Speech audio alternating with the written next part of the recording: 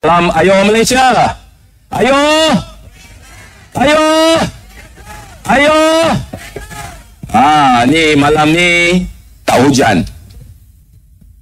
Tak banjir. Sebab dalam 3 minggu akan datang, hari ini adalah hari ke-8 Parlimen dibubarkan dan kita semua bakal membuang undi.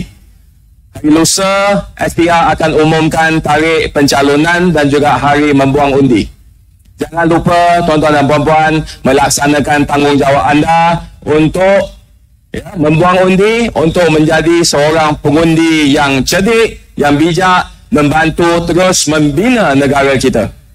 Tuan-tuan dan puan-puan yang saya kasihi, tuan-tuan dan puan-puan yang saya kasihi, malam ni saya tidak boleh berucap panjang.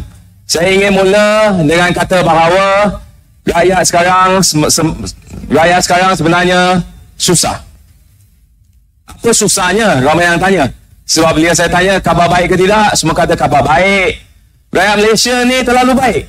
Jadi bila baik, dia ditipu, dia dibuli oleh UMNO dan Barisan Nasional. Sudah pun 60 tahun kita ikut jejak langkah, kita membangun, kita dibangunkan dengan model yang sama, dengan corak dan cara yang sama dalam 60 tahun ini. Dan hakikatnya kita berada pada situasi sekarang yang mana harga barang naik dan naik, tapi gaji kita makin turun dan turun. 20 tahun gaji kita tak naik, itu tak apa. Itu sudah cukup serius. Tapi apa yang kita dapat tahu adalah sekarang ramai rakyat kalau ikut kajian, ramai rakyat dalam kocek mereka simpanan tak sampai RM1,000, tuan-tuan dan puan-puan. RM1,000. Bayangkan kawan-kawan kita bila keluar, bila nak beli barang kena fikir. Bila dia naik motor, minyak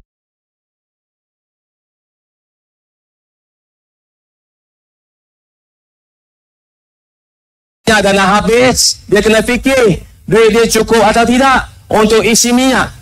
Bila dia nak hantar anak ke sekolah, dia kena fikir, kalau anak ni keputusan dia tak baik, nak hantar tuition macam mana? Manalah kita mampu. Inilah hakikat selepas 60 tahun dengan corak pembangunan yang sebegitu, hanya mengkayakan kroni-kroni dan orang elit atasan, tapi rakyat telah pun dilupakan dan dipinggirkan. Adakah kita mahu 60 akan datang, 60 tahun akan datang, kita turut ikut hala tuju pembangunan yang sama, tuan-tuan dan puan-puan? Pastinya tidak. Dan olehlah itu, undi anda adalah sangat penting. Kita tidak mengundi tiap-tiap hari, tuan-tuan dan puan-puan. Kalau dapat undi,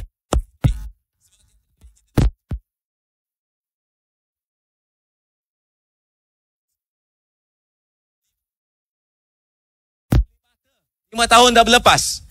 Undi sekali dah 5 tahun, 2 kali dah 10 tahun, undi 15 kali dah berapa tahun? 60 lebih tahun. Pop, terjadilah hakikat kita yang kita alami pada hari ini. So kalau kita silap pandang, kita cuai, kita tidak galakkan anak-anak muda kita untuk keluar mengundi, maka dalam 60 tahun akan datang, kita akan dapat lihatkan anak-anak kita terpaksa kerja di luar negara. Dulu pekerja asing datang kerja di negara kita. Tapi sekarang orang Vietnam sudah tak mahu datang. Orang Indonesia kalau boleh dia sanggup duduk di Indonesia sebab negara mereka mula membangun. Dulu pelari ramai dari Vietnam kalau masih ingat tahun 80-an. Ramai lari dengan bot-bot mereka. Ramai yang tenggelam lemas mati di Laut Cina Selatan. Bagi mereka yang nasib baik, mereka dapat mendarat di pantai timur kita, banyak yang diselamatkan kemudian dihantar ke negara maju lain. Hari ini, tuan-tuan dan puan-puan, untuk makluman, ramai antara mereka telah pun balik ke Vietnam. Mengapa mereka balik ke Vietnam? Sebab Vietnam mula membangun. Tuan-tuan dan puan-puan, kita kena fikir, adakah kita sanggup membiarkan anak kita akan datang bekerja di luar negara? Kerja di Singapura, sebab sini tidak ada peluang yang baik, sini tidak ada peluang pekerjaan yang baik, tidak ada peluang perniagaan yang baik, tidak ada satu dasar PKS, SME, perusahaan kecil dan sederhana yang baik, yang menjadikan bisnes kita makin susah, gaji kita tidak meningkat buat beberapa tahun, masih sama. Saya ingin cerita sikit tentang isu pentadbiran. Betapa pentingnya pentadbiran dalam pendidikan kita.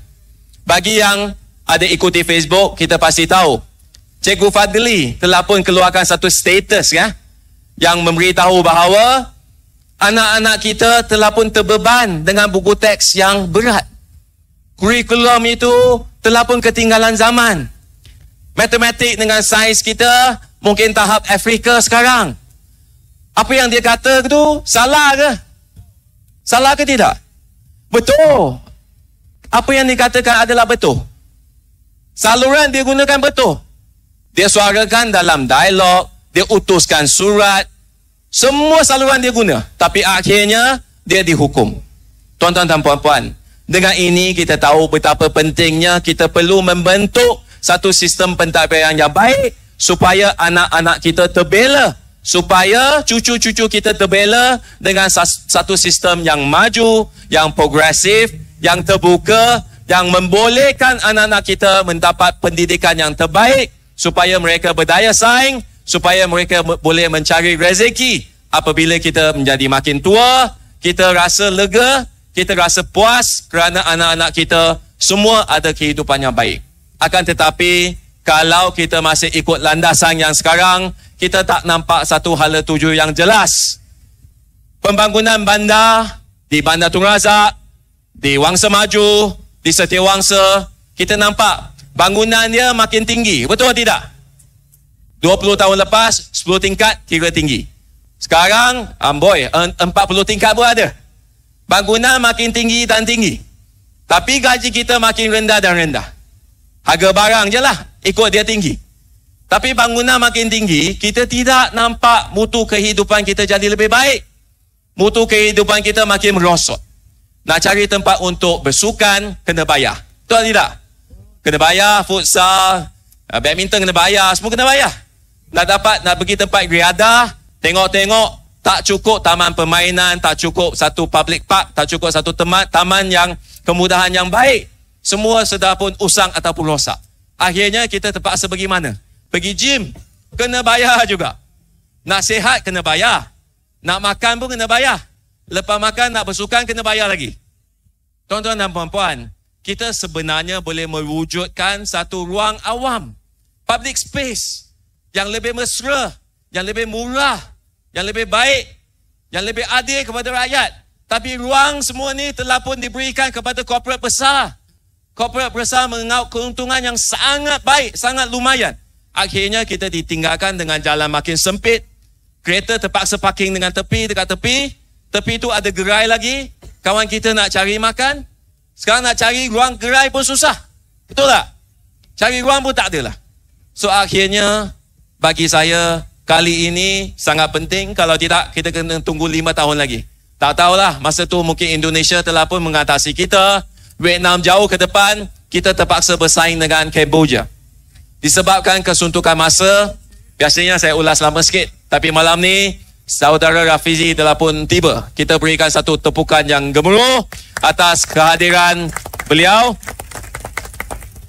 Dia sibuk, sangat sibuk. Tapi kalau nak jumpa beliau, datang ke Truck Ayo Malaysia. Kalau nak jumpa saya, nama saya Chien Chong.